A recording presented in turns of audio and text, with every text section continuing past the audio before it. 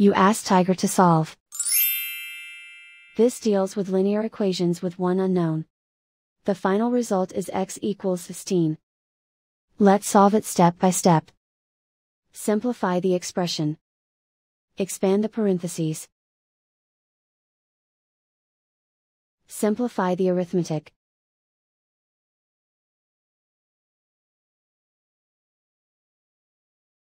Group all constants on the right side of the equation.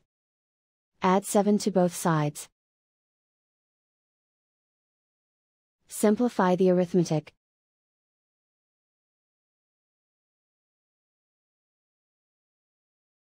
Isolate the x. Divide both sides by 5. Simplify the fraction. Find the greatest common factor of the numerator and denominator. Factor out and cancel the greatest common factor.